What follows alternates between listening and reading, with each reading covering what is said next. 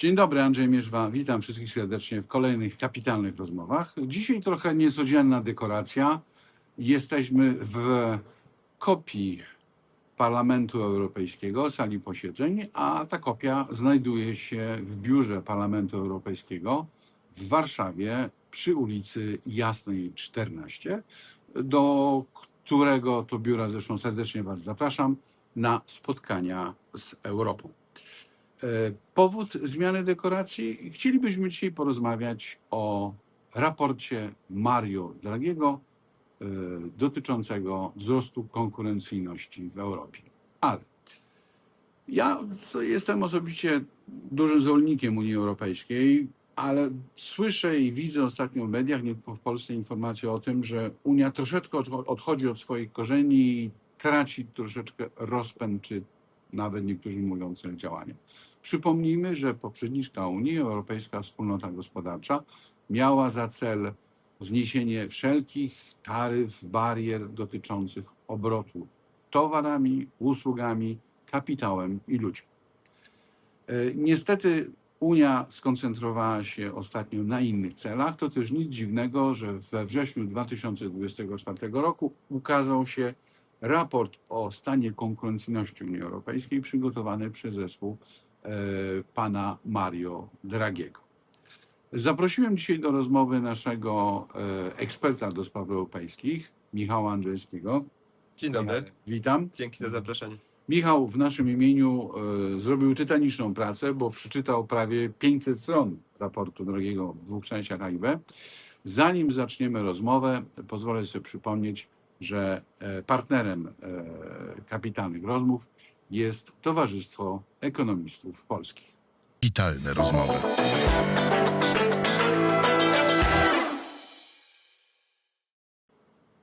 Michale, pierwsze pytanie. Kim jest Super Mario Draghi? No Andrzeju, nawet zadając pytanie odwołałeś się do pseudonimu Draghiego, który został mu przypisany dzięki jego dokonaniom jako prezesa Europejskiego Banku Centralnego. W dużym skrócie Draghi jest ekonomistą, finansistą, najpierw uznanym akademikiem, który studiował w Wenecji, w Rzymie, potem Harvard, Princeton i to go zaprowadziło to też do topowych instytucji finansowych, a wreszcie w 2006 roku do prezesury Banku Włoch. W 2008 rok wybucha światowy kryzys finansowy, jego pokłosiem jest kryzys w strefie euro. No i w oku tego cyklonu w 2011 roku znalazł się Mario Draghi jako prezes ECB. No i w 2012 roku, kiedy rynki spekulowały przeciwko obligacjom krajów południa Europy, on wypowiedział takie słynne zdanie whatever it takes, że my zrobimy wszystko, co jest możliwe, żeby uratować strefę euro i uwierzcie, to wystarczy. No i rynki to przyjęły, ten też jego spokój, nie kwestionowały dalej Europejskiego Banku Centralnego i w ten sposób euro przetrwało, a Mario Draghi zyskał swój pseudonim Super Mario. Bardzo ciekawe, szczególnie ta anegdotka o cenie, ale pozwolę sobie dodać, że podobne zdanie wygłosił w czasie COVID-u prezydent Francji Emmanuel Macron, uzasadniając zadłużanie państwa francuskiego, aby pomóc przedsiębiorcom przede wszystkim i konsumentom z cenami energii, powiedział: drukujemy, jakakolwiek będzie tego cena. Czyli bardzo, bardzo podnieść. No dobra, drugie pytanie, bardzo ważne dla nas nezawisłą.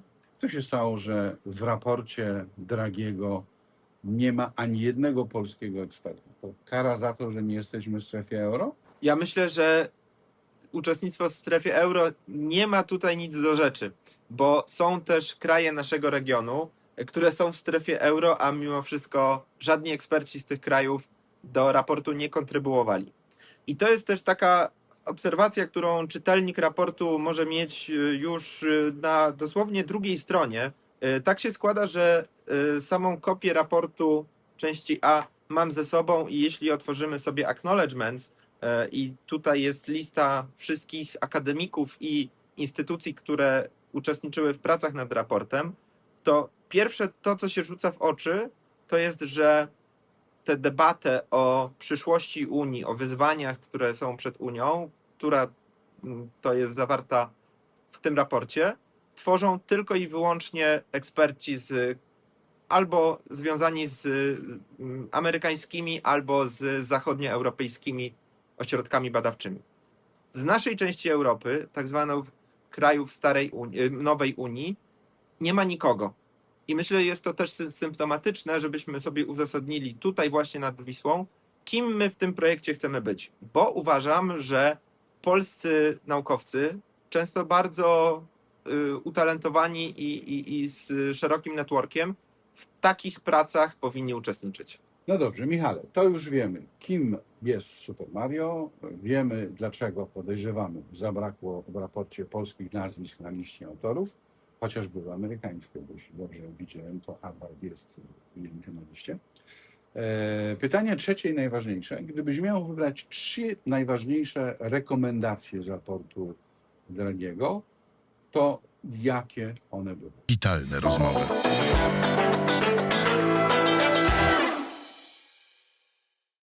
Zanim o rekomendacjach, to słowo o bolączkach Europy, które raport identyfikuje.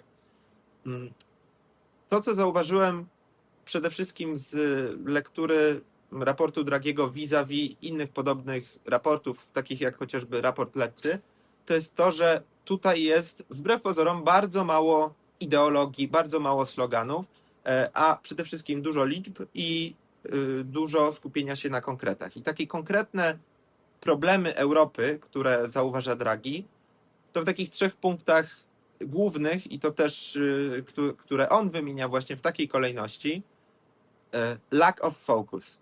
Brakuje nam skupienia się na konkretnych celach naszych polityk publicznych. Prawo, które tworzy Unia Europejska, jest zbyt złożone. Jest go po prostu za dużo. Wystarczy napomnieć, że w takiej cezurze czasowej 21-23, która została wzięta pod uwagę, Europa wyprodukowała 13 000 aktów legislacyjnych. Ameryka, i to na poziomie zarówno federalnym, jak i stanowym, 3,5 tysiąca. Więc bariery biurokratyczne, które funkcjonują w Unii, one po prostu blokują nasze firmy. Unia jest też organizacją obecnie zbyt mało zwinną. Można użyć takiej terminologii, chociażby znanej w świecie biznesu, bo średnio przyjęcie nowego aktu legislacyjnego przez Unię Europejską zajmuje 19 miesięcy. Druga rzecz. Draghi zwraca uwagę na to, że obecnie Unia nie wykorzystuje potencjału, który leży w kolektywnych zamówieniach, w common procurement, i przez to nie korzysta z efektów skali, które byłyby na przykład wtedy, jeśli duże zamówienia energetyczne wykonywalibyśmy jako wspólnota, a nie jako poszczególne kraje na rynkach globalnych po cenach spotowych. I to powoduje, że dla naszych firm gaz jest średnio 2 do 3 razy droższy niż przykładowo dla amerykańskiej konkurencji. No i trzecia rzecz, brak koordynacji polityk publicznych, i tutaj zarówno pomiędzy obszarami tematycznymi, jak i pomiędzy krajami. To wszystko powoduje, że my jako wspólnota nie mamy jednej zintegrowanej, kolektywnej polityki industrialnej. Taką politykę mają oczywiście Chiny, no bo wszystko jest centralnie zaplanowane przez partię komunistyczną, ale również mają ją Stany Zjednoczone, no bo takie akty jak Inflation Reduction Act czy Green Deal to są wszystko szerokie programy polityczne, które targetują nie jedno konkretne zagadnienie, ale ich szereg. No więc to wszystko Draghi zauważa. No i teraz jakie są rekomendacje? Draghi zauważa, że my jako Europa potrzebujemy takich 3 fundamentalnych transformacji. Po pierwsze, musimy przyspieszyć innowacje. Obecnie luka pomiędzy potencjałem gospodarczym Europy i Stanów, to przede wszystkim w tej dychotomii, jest taka, że per capita dochód rozporządzalny w Stanach jest dwukrotnie wyższy niż w Europie. I 73% tego efektu pochodzi właśnie z niskiej produktywności. Drugą kluczową transformacją jest obniżenie kosztów energii. My znaleźliśmy się trochę między Scylą a Charybdą, że z jednej strony mamy bardzo dużą zależność od importu energii, a z drugiej strony postawiliśmy bardzo na energię odnawialną, do której potrzebujemy technologii, od których też jesteśmy zależni. Więc Europa musi z jednej strony obniżyć swoje koszta energii, ale jednocześnie, i to powtarzam za Dragim, dążyć do dekarbonizacji. Nie mamy tutaj miejsca na przeprowadzenie debaty na temat słuszności jednego czy drugiego kierunku w polityce energetycznej, natomiast to jest wskazanie, które pochodzi na wprost z raportu Dragiego. No i trzecia transformacja to jest budowa niezależności i autonomii strategicznej w obszarze bezpieczeństwa, energii i krytycznych materiałów surowych, critical raw materials. No i pytanie, jak to wszystko sfinansować? I tutaj jest kluczowy wniosek pochodzący z raportu Dragiego. Żeby te wszystkie kluczowe transformacje sfinansować, potrzebujemy 750 do 800 miliardów euro rocznie zwiększenia inwestycji, czyli z obecnego poziomu średniej unijnej 22% inwestycji do PKB musimy wejść na poziom 27%. Draghi wskazuje, że jest to takie wyzwanie, przed którym Europa nie stała nawet po II wojnie światowej, dlatego że ten boost inwestycyjny pochodzący z planu Marshalla dodawał krajom, które wtedy były beneficjentami planu Marshalla, od 1 do 2% ich ówczesnych PKB. A ten poziom inwestycji, do którego my musimy się zbliżyć obecnie, jest taki, jaki ostatnio w Europie był widziany w latach 70. Wobec czego mam dla Ciebie pytanie i Twoje odpowiedzi będą uważnie słuchali i Ursula von der Leyen, jak i pan Bardella. Powstało coś takiego, co nazywa się Obserwatorium Draghi Observatory. Co to robi? Kto w tym jest? I jakie są wnioski czy badania z wprowadzania propozycji Draghiego, no już 1,5 roku po opublikowaniu tego raportu? To jest bardzo ciekawe, że faktycznie tej dyskusji naszej przygląda się i kto wie, może przysłuchuje pani Ursula von der Leyen, bo to ona sama podczas konferencji prasowej w rok po opublikowaniu raportu powoływała się na statystyki IMF-u, które potwierdzają tę tezę, którą podałeś, że my pomimo wysiłków stworzenia wspólnego rynku mamy wciąż tyle barier pomiędzy krajami członkowskimi, że one mają efekt taki, jakby wciąż były bariery celne pomiędzy tymi krajami.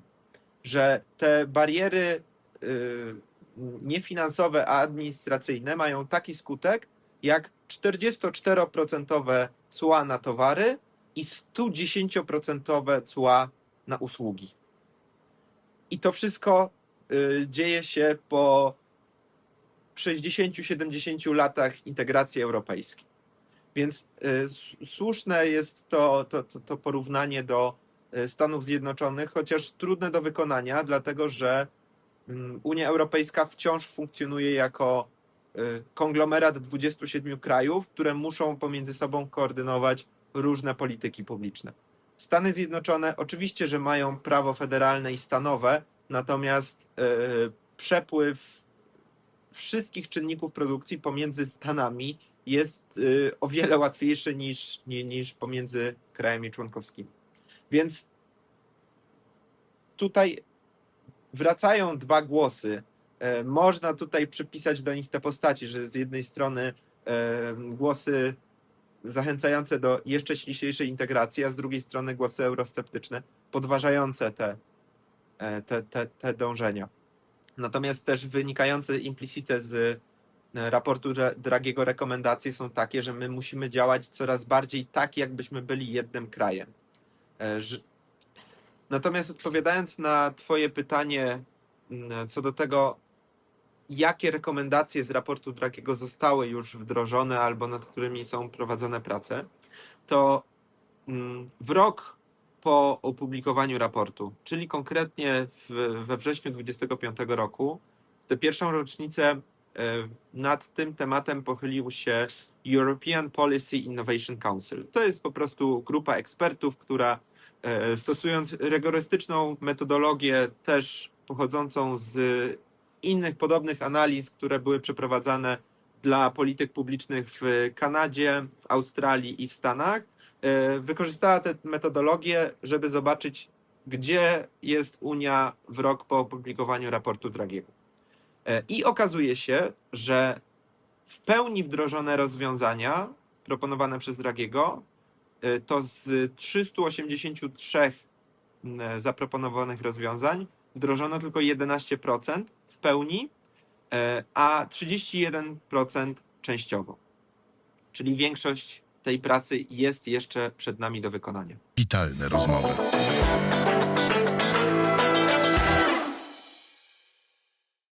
Słucham uważnie, ale jeżeli w 1,5 roku zrobiono 10%, to 10 lat zrobimy 100%. Ciekawe, gdzie za 10 lat będzie polityka handlowa Chin i Stanów Zjednoczonych, bo niestety dla raportu Draghiego, który się nie zmienia co roku, świat nie stoi w miejscu, tylko idzie dobrze.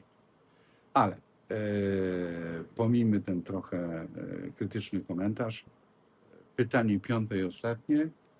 Czytając ten raport z twojej perspektywy, gdzie w tym wszystkim Polska? Jakie są dla nas lekcje? Jak stoimy na tym wykresie w cudzysłowie, bo obydwaj wiemy, że działa i parlamentarna komisja do spraw deregulacji, której szefem jest notabene poseł Ryszard Petru. Działała również komisja społeczna, cała inicjatywa, którą prowadził pan prezes Brzoska. Czyli tych zmian deregulacyjnych w Polsce już wiele było.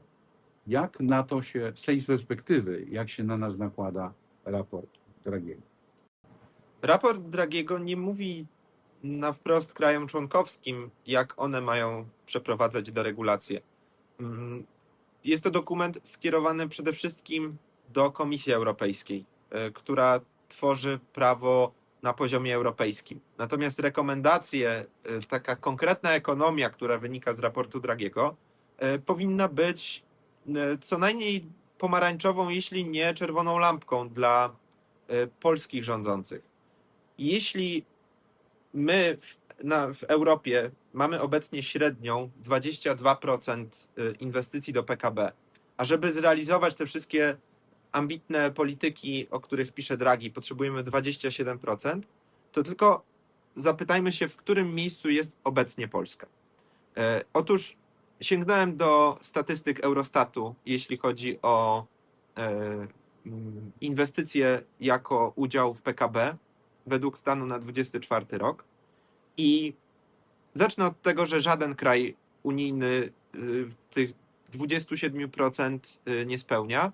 Najbliżej notabene są Czechy, 26,8%.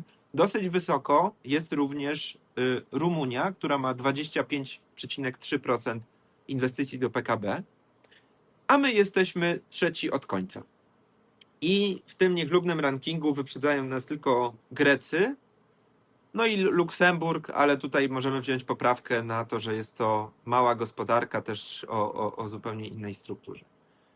My z naszymi równo 17% wyglądamy bardzo skromnie i przede wszystkim jest to pytanie do całej klasy politycznej, a przede wszystkim wszelkich obecnych i przyszłych ministrów finansów, ile my chcemy wydawać na inwestycje, realizując też szereg pozostałych polityk publicznych i skąd znaleźć na to pieniądze.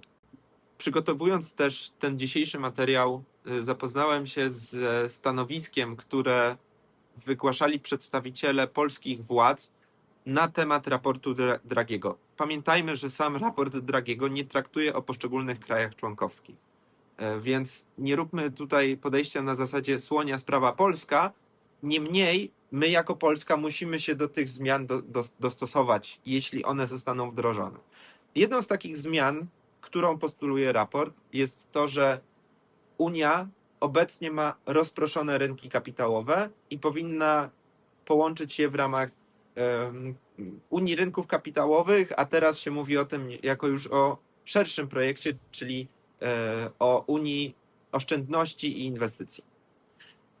I gdy czytamy wypowiedzi polskich przedstawicieli władz, że jesteśmy sceptyczni co do tych rozwiązań, że może nie wszystkie kraje członkowskie, widzę Polska, powinny wdrażać takie rozwiązania, no to jedyne, co pozostaje w tym momencie zapytać, to czy nie chcemy przypadkiem zostać z tymi naszymi fantastycznymi polskimi regulacjami rynków kapitałowych, trochę jak Himmelsbach z angielskim, który to odmówił jednak nauki, no bo tutaj może nie dojdzie do wdrożenia tej Unii Rynków Kapitałowych, to jednak zostaniemy lepiej z tymi regulacjami, które mamy obecnie. No ja myślę, że jednak lepiej patrzeć na najlepszych i uczestniczyć w tej debacie, tak żeby polska giełda, żeby polskie instytucje rynków kapitałowych też faktycznie coś w Unii znaczyły. Raport Dragiego. Jak poprawić konkurencyjność Europy w domyśle wobec zagrożeń czy konkurencji płynącej do nas ze Stanów Zjednoczonych czy Chin. Gorąco zachęcam Was do komentowania naszego filmu na YouTubie i na stronie Towarzystwa Ekonomistów Polskich, również na moim czy na Michała profilu na LinkedInie. Tylko też mam gorącą prośbę, żebyście zanim będziecie komentowali, zajrzeli do raportu Dragiego, przynajmniej do Executive Summary, czyli skrócenia, abyście sami mogli ocenić, czy zgadzacie się z jego założeniami, czy nie. I bardzo ciekawiłoby z kolei nas, jak wy oceniacie kwestię możliwości zwiększenia konkurencyjności krajów Unii Europejskiej, w tym Polski, jak powinniśmy razem pracować, jak i skąd brać pieniądze na inwestycje, na innowacje i jak zmieniać reguły dotyczące regulacji, czyli jak wprowadzać deregulację. Michale, bardzo dziękuję za bardzo ciekawą rozmowę i za wysiłek włożony w przeczytanie tego, no w sumie bardzo dokładnego i długiego raportu. Wam dziękujemy za uwagę. Pozwolę sobie przypomnieć, że jesteśmy w biurze Parlamentu Europejskiego w Warszawie, do którego odwiedzin jeszcze raz serdecznie Was zachęcam, szczególnie do tej małej kopii, nie wiem w jakiej to jest skali, ale wygląda dosyć realistycznie. Jak widzieliście, słuchali nas z dużą uwagą nie tylko europosłowie, ale również szefostwo Komisji Europejskiej, co jest bardzo istotne. I przypomnę, że partnerem naszego podcastu jest Towarzystwo Ekonomistów Polskich. Dziękuję bardzo, do zobaczenia, do usłyszenia. Dziękuję, Michał. Do zobaczenia. Kapitalne rozmowy.